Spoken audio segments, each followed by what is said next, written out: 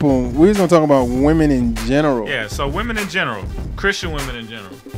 Well, definitely have them call us up. Let's talk about it. Now, what's your issue with? Okay, you know, here's one of my issues, and this is something that God spoke to me, and this isn't about anybody in this room. This is about another woman of God I know that is like a leader in her church and things like that. God, I believe He's told me to communicate this to her, to say, step down, because what you're doing is overpowering men. You have not given any man the thought that he could come in and change your life. And this is not about anybody. This is actually a grown woman who's very successful in business and everything. But she's told me several times, I'm waiting on that man of God to find me. I'm waiting on this, that, and the other. But then it's like every situation of her life is already being dominated. And if a man doesn't feel like he can come in and dominate a role, or feel like he can, you know, step up and be something that you need him to be, if he can't feel like the guy ahead, he's not going to be interested. Wow. What you think about that? Lauren didn't hear nothing you just said. No, I did hear you. I did hear you. She be focused. No, I heard what you said.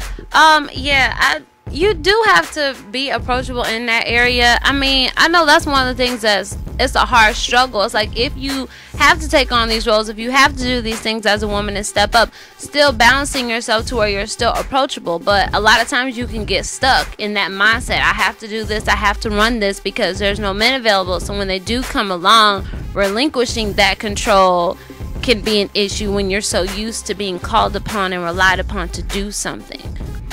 Right, there was a situation with a woman at my church. She was not a member of my church, but she was visiting because she had an interest in, at the time, youth pastor.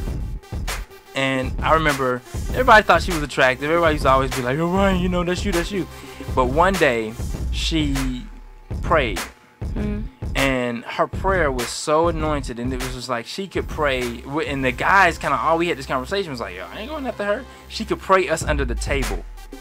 And for guys, that's one of the things that stands out in their mind, is that I want to be able to pray this family through. You know, if my child gets sick, they get diagnosed with something, I want to be the one to just be like, you know, banging on the walls, calling out God's name. Most guys Now that's that not way. fair, because I get that, because people say that about my prayer. Like, I'm scared because it's like, is it good or is it intimidating when someone's like, "Oh, your prayer, oh," it's like, oh man, is that a good thing for a woman? I didn't know you could pray better than somebody else. That's what. It's not even praying better than somebody. Well, actually, it is. The anointing is different. If you can pray, but it's not better. It's just different. Your prayer style. If someone's prayer is quiet, it doesn't mean that it's not as good as someone whose prayer may be loud or more extroverted. So I don't think that you should put prayers on a level. Oh, let you pray because you can get a prayer through just because you're loud. You can be loud and filled with all these words and you're not saying anything. Or your prayer could be quiet and you could have more power. Yeah, this is true. And people are used to just responding to people being loud. Like you hear that in church. Preachers that are loud get more attention. They get more people coming up to them. Ooh, that was great. But someone whose style may be more laid back, it could be a wealth of knowledge, but you just want to be able to go, yeah, when it's like, are you listening to what that person is saying? So I don't like that when people just get attached to someone showing off. Yeah, not you, right. But yeah, that showy or something that may come off as extroverted doesn't mean it's better. I got a question. Jeremiah. Go ahead. Why aren't you married? Bad question. Ryan Righteous. All right. Why aren't you married?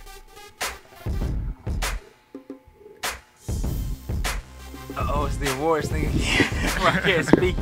I'm not married because I haven't taken the time out to be patient. What?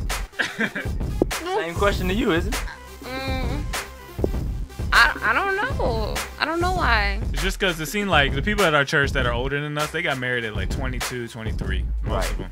I talked to... And we're 25 and up, everybody in here. What's the difference? And most people at our church are 25 plus, 30 plus, 35 plus, and they ain't married. What's the difference? Why is that? Hold on. We skipped somebody, Sean Taylor. Why you ain't married?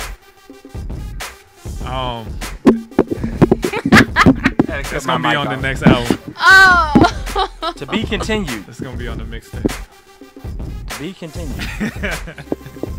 No, but seriously though, like, is there an issue happening, or are we just making it up? Like, it seems like there's something going on. I talked about this with someone from your church on Friday night.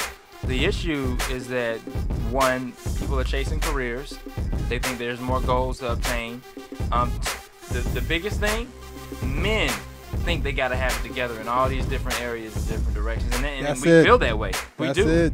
We do. It's like, yo, I got to have I don't. my finances straight. I got to Well, you got all that together, so that's. I don't though. That's why I don't You got can everything just go together. ball like you hard. That's it.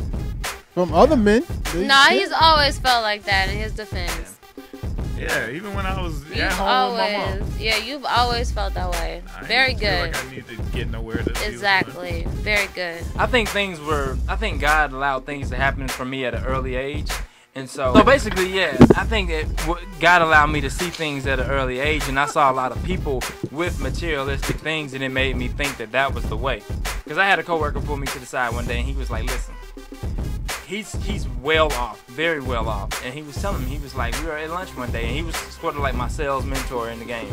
And he was like, listen, I don't care what you say, I don't care what's going on out here in the world. He said, the more money you have, the better your woman's gonna look. And I was kind of sitting there at 21 years old. That could actually be true, though. At 21 years old, and it just, I'm mature now. I'm 27. I'm mature somewhat.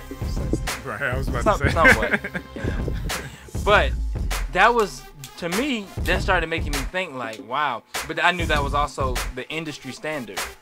You work in the industry, your woman's got to look good.